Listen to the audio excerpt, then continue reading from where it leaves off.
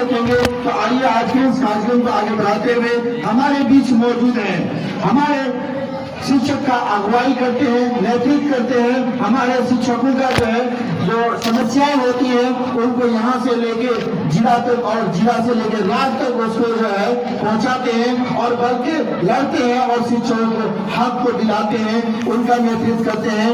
वो किसी नाम का मोहताज नहीं है। आप सब जानते हैं कि हमारे बीच में वो हमेशा हर प्रोग्राम को में शामिल होते हैं, जो भी समय होता है वो देते हैं। हमारे बीच जिला समूह सचिव हमारे लड्डन आजाद जी मौजूद हैं, तो आए और आज के इस प्रोग्राम में जो हमारे सेवानिवृत्त हो रहे हैं उन पर अपने प्रकाश डालेंगे। हमारे लड्डन आजाद जी की वो जोरदार आभार देंगे।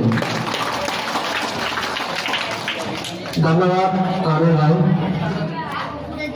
आज श्री परमदेव मंडल जी की अध्यक्षता में चल रहे श्री मणि बिहारी लाल दास जी के विदाई सह सम्मान समारोह में उपस्थित हमारे शिक्षक संघ के जिला सचिव श्री कालीचरण ठाकुर जी, प्रखंड सचिव आदिल अनवर जी, कोषाध्यक्ष और आज के मंच संचालक अबू आमिर जी और यहाँ पर मौजूद जगदल के तमाम अभिभावक और इस स्कूल के सभी छात्र एवं छात्राएं और यहाँ पर मौजूद हमारे पत्रकार बंधु हिंदुस्तान पेपर से जनाब रिंकू कुमार जी और प्रकाश खबर के जो पत्रकार बंधु हमारे प्रकाश जी, आप सबका स्वागत करते हैं। दोस्तों, जैसा कि आज हम सब यहाँ पर जो मौजूद हुए जमा हुए हैं और यह जमा होने का कारण कि हमारे जो शिक्षक आज हमारे बीच से विदा हो रहे हैं और जैसा कि यह मालूम हुआ कि ये हमारे जिला के या हमारे प्रखंड के नहीं है बल्कि दरभंगा से यहाँ पर आकर 9 साल अपना सेवा दिया, हमारे समाज के बच्चों को पढ़ाया और यहाँ से वो आज रुखसत हो रहे हैं। तो मैं इनके इस कार्यकाल में अगर किसी तरह की कमी अगर हो गई होगी तो मैं ग्रामीण वासियों से अपील करना चाहूंगा कि आप और हम ये सोचकर इसको माफ कर देंगे कि उन्होंने इस 9 साल के कार्यकाल में हमारे बच्चों को पढ़ाकर एक इंसानी रूप दिया। दोस्तों, एक शिक्षक के नाते जब हमारी जहाँ पर कोई प्रोग्राम होता है तो हमारा एक संदेश भी जाना चाहिए, समाज को एक मैसेज भी जाना चाहिए। तो इसी सिलसिला को आगे बढ़ाते हुए मैं आज थोड़ा सा शिक्षा पर कुछ बातें कहूँगा। जैसा कि आप सब जानते हैं कि दुनिया में 18,000 तरीके के जीव जंतु पाए जाते हैं।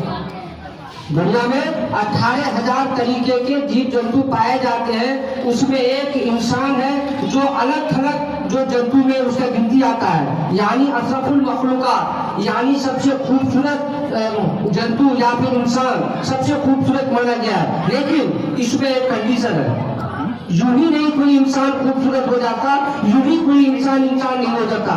इंसान हाथ पैर का शक्ल होने से, नाक कान हो जाने से ही इंसान नहीं हो जाता, बल्कि इंसान बनने के लिए उसमें एक कंडीशन है। जैसा कि मैं आपको बता दूं कि एक राजस्थान के मरु स्थल में कोई एक गाय अगर बच्चा जन्म देती है और वो बच्चा जब चलना शुरू करता है, उस गाय के बच्चे को हम अगर जंगल और ये वैसा नदी किनारे लाते हैं, उसको अगर नदी में हम उतारते हैं तो वो तुरंत तैरना शुरू कर देता है।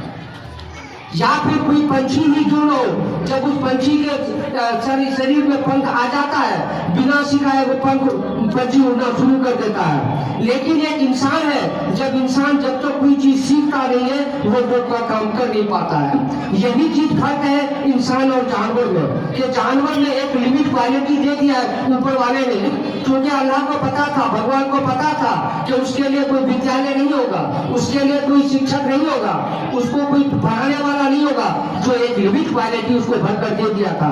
लेकिन इंसानों को जो पैदा किया, इंसानों के अंदर में कोई गुण नहीं दिया था, सिर्फ एक गुण दिया था कि वो दुनिया में जाके जितना तालीम हासिल कर सके, जितना सीख सके, वो अपने बल पर सीख सकता है। लेकिन मैं आप लोगों को बता दूं कि एक जानवर जो कभी तैरने के लिए नहीं सीखा, उसको नदी में उतारते हैं वो तैरना शुरू कर देता है। लेकिन किसी एक इंसान के बच्चों को अगर जंगल में रख दिया जाए और उस बच्चे को अगर वहां से 15 साल बाद हम लेकर आए तो उसकी हालत जानवर से भी बदतर होगी।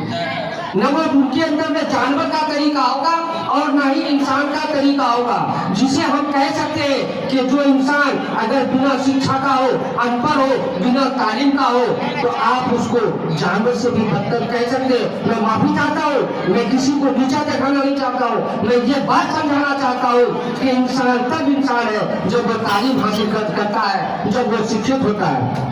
लेकिन एक बात आती है, भी शिक्षित होना जरूरी क्यों है? मैं यहाँ पर एक आपको थोड़ा सा मतलब कहानी सुनाऊंगा और इसको किसी से जोड़कर मैं देखिएगा। जब पिछला इलेक्शन का जमाना आया था तो एक आदमी आया कि आप इस पार्टी को वोट दो, इस कैंडिडेट को वोट दो। क्यों वोट दे? तो बोला कि जब इसकी सरकार थी तो जो अमेरिकी डॉलर का कीमत इंडिया में 40 रुपया था। बोले आज क्या हो गया? बोले आज अमेरिकी डॉलर का कीमत 80 रुपया है, यानी कि 40 रुपया कीमत बढ़ गया अमेरिकी डॉलर का। इसका मतलब हुआ कि हमारा पैसा का वैल्यू घट गया, जिसके वजह से हम इस बार इसको वोट नहीं देंगे। तो लगा चलो भी बहुत अच्छी बात, होना भी चाहिए, देश पे काम करना चाहिए। लेकिन उसके दूसरे दिन दूसरे पार्टी का नेता आ जाता है, कहता है कि दोस्तों कि हमारी सरकार ने आपके लिए बहुत काम किया, आप हमें वोट दो। भाई आपका काम क्या है? बोला कि आपका भाई सऊदीया में रहता है, कहाँ रहता है? किसी का भाई अमेरिका में रहता है, कहाँ रहता है? बोले जरा सोचो, आज से 5 साल पहले जब $2000 आपके खाता में डालता था तो इंडिया में वो कितना होता था? तो भाई यही 20-80 हजार होता था। बोले अब अगर 2000 देता तो कितना होता? हम तो 1,60,000। सोचो कितना फायदा हो गया आपको। अब यहाँ समझदारी कहाँ? 80,000 से 1,60,000। तो ये आंकड़ा का खेल जब हमारे साथ हमारे लूटे नेता के रूप में, इसके रूप में, उसके रूप में जो हमें लूटना चाहता है, इससे हमें बचाएगा तो हमको कोई बचाने वाला नहीं होगा, बल्कि जो हमको कहेगा कि मैं हूँ गरीबों का मसीहा, बाद में पता चला कि वो गरीब का मसीहा खुद करोड़पति हो गया। हमें कहने के लिए आएगा मैं आपको बचाऊंगा, लेकिन पता चला कि वो अपने मुफाद के लिए आया था। लेकिन उस चीज से बचने के लिए हमारे पास एक हथियार है। अगर इस हथियार का हम इस्तेमाल करते हैं, इस हथियार को अगर हम घर में जगह देते हैं, तो हमको दुनिया में कोई ठग नहीं सकता। वो हथियार है तालीम। तो मैं यहाँ पर काफी संख्या बच्चे और बच्चियां भी मौजूद है। मैं उन लोगों से भी गुजारिश करना चाहूंगा, हम लोगों की उम्र तो किसी की आधी जिंदगी पार हो चुकी है, किसी का तुमपा जिंदगी कहिए और कुछ आखिरी पड़ाव में है। लेकिन मैं बच्चों से कहना चाहूंगा कि आपने अपने घर में अपने भाई का, अपने माँ बाप का जिंदगी देखा होगा, आप लोग उनसे सीखकर आप तालीम हासिल करो। क्या आप लोग तालीम हासिल करेंगे? भाई आप लोग तालीम शिक्षा हासिल करेंगे? जी बिल्कुल। और शिक्षा हासिल करने का मकसद ये नहीं है कि हम कभी प्रधानमंत्री बनेंगे, हम कभी मुख्यमंत्री बनेंगे, हम शिक्षक बनेंगे, हम डीएम बनेंगे, ऐसा कभी नहीं है। बल्कि हाँ, ये सपना होना चाहिए कि हम आगे चलकर क्या करेंगे। लेकिन अगर पढ़ते पढ़ते आप वकील बनना चाहे, आपने वकील अगर नहीं बन पाया, कभी अफसोस मत करना। आप पढ़ते पढ़ते डीएम बनना चाहते थे, अगर डीएम नहीं बन पाए तो कभी अफसोस मत करना। बताओ मैं क्यों? आप लोग प्रधानमंत्री, माननीय प्रधानमंत्री नरेंद्र मोदी जी को जानते हैं। वो भी आपके तरह से 2 साल, 4 साल, 5 साल का बच्चा रहा होगा। वो भी आपके तरह से किसी प्राइमरी स्कूल में पढ़ रहा होगा, मिडिल स्कूल में पढ़ रहा होगा। लेकिन जिस वक्त वो प्राइमरी स्कूल और मिडिल स्कूल में पढ़ता था, आप ही के तरह से लंबी कतार होती थी उसके साथ। क्या वो सारे बच्चे प्रधानमंत्री बन गए? नहीं, वो तो मुकद्दर है कि कौन क्या बनेगा। लेकिन आप अगर शिक्षा हासिल करते हैं तो ये गारंटी है कि आप एक समाज का अच्छा इंसान बनेंगे और अच्छी तरह से रोजी रोटी कमाएंगे, समाज में आपकी इज्जत होगी। मैं अपनी बात को यहीं पर समाप्त करता हूँ। जय हिंद, जय भारत।